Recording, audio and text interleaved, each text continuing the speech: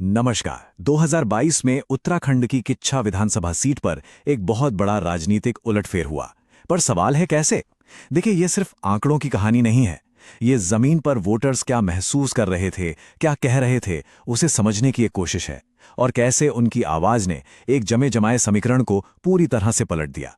चलिए इस दिलचस्प जनादेश की परतों को एक एक करके खोलते हैं। ये है किच्छा, उत्तराखंड के तराई क्षेत्र में बसा हुआ एक विधानसभा क्षेत्र। यहाँ की मिट्टी उपजाऊ है, इसमें कोई शक नहीं, लेकिन यहाँ के लोगों की चुनौतियां भी उतनी ही गहरी हैं। किसी भी चुनाव को अगर समझना है तो सबसे पहले उसकी जमीन और उसके लोगों की नब्ज को पकड़ना बेहद जरूरी हो जाता है। सोचिए जरा, चुनाव आखिर होता क्या है? ये सिर्फ वोट डालने की एक प्रक्रिया तो नहीं है। ये असल में लोगों और उनके अपने भविष्य के बीच एक संवाद है, एक बातचीत है। तो फिर 2022 में किच्छा के लोगों ने अपने भविष्य के लिए क्या संदेश दिया? आइए उसे समझने की कोशिश करते हैं। किसी भी कहानी के क्यों तक पहुंचने से पहले ये जानना जरूरी है कि क्या हुआ, और राजनीति में क्या का सबसे साफ और सच्चा जवाब आंकड़े देते हैं। तो सबसे पहले देखते हैं कि 2022 के चुनाव के नंबर हमें क्या बता रहे हैं। किच्छा के चुनावी मैदान में कुल मिलाकर 1,39,525 मतदाता थे।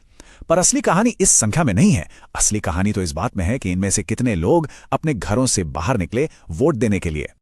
और जो आंकड़ा सामने आया वो था 71.66%। ये एक जबरदस्त वोटर टर्नआउट था। ये इस बात का साफ इशारा था कि किच्छा के मतदाता शांत नहीं थे।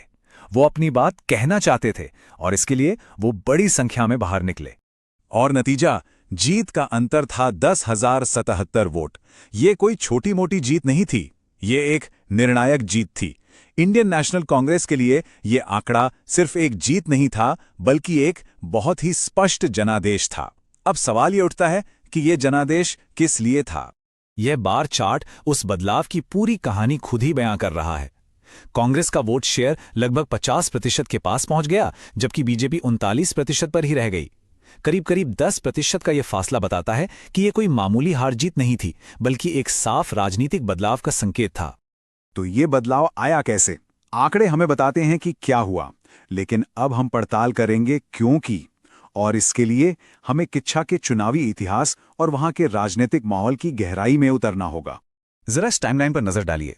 2012 और 2017 दोनों में बीजेपी का पलड़ा भारी था। दोनों ही बार उन्हें लगभग 40% वोट मिले थे, लेकिन 2022 में तस्वीर पूरी तरह से पलट गई। कांग्रेस का वोट शेयर 43% से उछलकर लगभग 50% हो गया और बीजेपी का 46 से घटकर 39% पर आ गया। ये एक जबरदस्त स्विंग था और यही हमें रुककर एक बात समझनी होगी। हमारे संवैधानिक मूल्य हमें गरिमा के साथ और जिम्मेदारी के साथ अपनी बात रखने का अधिकार देते हैं। एक सूचित नागरिक ही लोकतंत्र की असली ताकत है। किच्छा में लोगों ने इसी ताकत का इस्तेमाल किया। तो इस जबरदस्त स्विंग का कारण क्या था? जवाब इस स्लाइड में छिपा है। 2017 का चुनाव जहां राष्ट्रीय मुद्दों, मोदी लहर और जातीय समीकरणों पर टिका था, वहीं 2022 में मतदाताओं ने इन सबको एक तरफ कर दिया। इस बार का जनादेश पूरी तरह से स्थानीय मुद्दों पर था। गांव का विकास, सरकारी योजनाओं का लाभ असल में मिल रहा है या नहीं, और रोजमर्रा की जरूरतें। इस पूरे विश्लेषण का निचोड़ इस एक वाक्य में है। 2022 में मतदाता स्थानीय मुद्दों पर लौट आए। जब राजनीति जमीन से दूर होने लगती है तो जनता उसे वापस खींचकर जमीन पर ले आती है। किच्छा में ठीक यही हुआ। देखिए, चुनाव सिर्फ मुद्दों पर नहीं जीते जाते, उम्मीदवार और संगठन की अपनी ताकत भी बहुत मायने रखती है। आइए अब देखते हैं कि उम्मीदवार के व्यक्तिगत प्रभाव और पार्टी की जमीनी मशीनरी ने इस नतीजे को कैसे शक्ल दिया। कांग्रेस के उम्मीदवार एक बहुत अनुभवी 5 बार के विधायक थे। उनकी सबसे बड़ी ताकत थी लोगों से उनका सीधा जुड़ाव और तराई क्षेत्र में उनका एक सम्मानित नाम। लोग उन्हें व्यक्तिगत तौर पर जानते थे, भरोसा करते थे। लेकिन कुछ कमजोरियां भी थीं, जैसे कि बढ़ती उम्र, डिजिटल प्लेटफॉर्म पर कम मौजूदगी और हां, पार्टी के अंदर की गुटबाजी का साया भी था। यह स्कोर कार्ड तस्वीर को और भी साफ कर देता है। स्थानीय अपील में उन्हें 10 में से 8 अंक मिले और जमीनी संगठन में 7, लेकिन डिजिटल और युवा पहुंच के मामले में स्कोर सिर्फ 4 था। ये क्या दिखाता है? ये दिखाता है कि ये जीत पारंपरिक राजनीति और जमीनी जुड़ाव की बुनियाद पर मिली, न कि किसी आधुनिक डिजिटल अभियान के दम पर। अब हम इस विश्लेषण के सबसे महत्वपूर्ण हिस्से पर आते हैं।